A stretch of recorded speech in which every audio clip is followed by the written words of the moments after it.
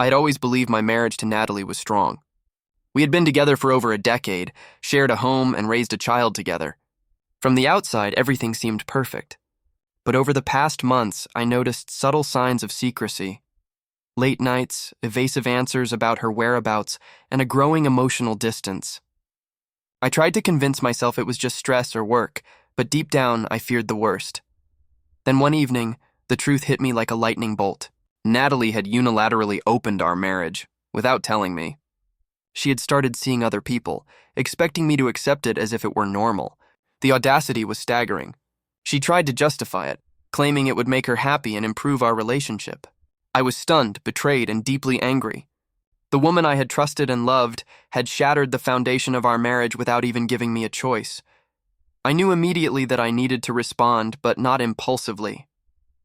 I needed a calculated plan, revenge that would ensure she faced the full consequences of her actions. Acting in the heat of anger could have backfired, so I took the time to strategize carefully. First, I began documenting everything. I collected messages, emails, photos, and evidence of her secret relationships.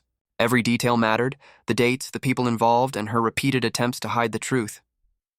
I knew that undeniable proof would be critical, both for legal action and for ensuring she could not manipulate the situation. Once I had gathered everything, I filed for divorce. Custody arrangements for our child were prioritized to ensure stability and emotional security. Financial settlements were calculated not only according to legal standards, but also reflecting the emotional consequences of her betrayal. Natalie had gambled with trust, honesty, and our family, and she lost completely.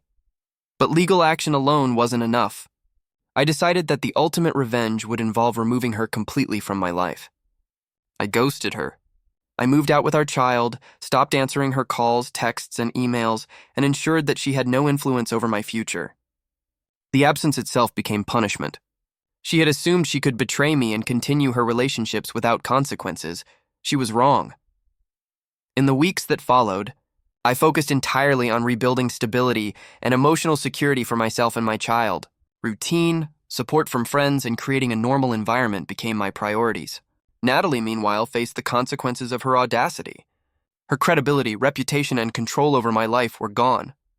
The exposure of her deception, combined with the legal consequences of divorce, ensured that she could not manipulate or evade accountability. Reflecting on the experience, I realized that true revenge is not about dramatic confrontations or public humiliation. It is about strategy, timing, and reclaiming control. By documenting her actions, filing for divorce, and disappearing from her life completely, I ensured the consequences were swift, undeniable, and permanent.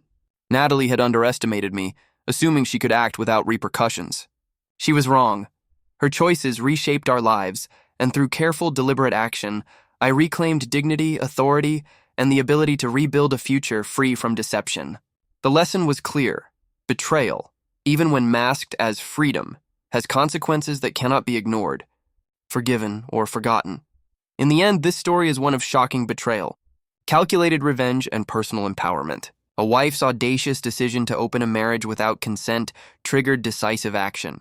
Evidence gathered, legal consequences enforced, and ultimate control reclaimed. Natalie gambled with trust and lost.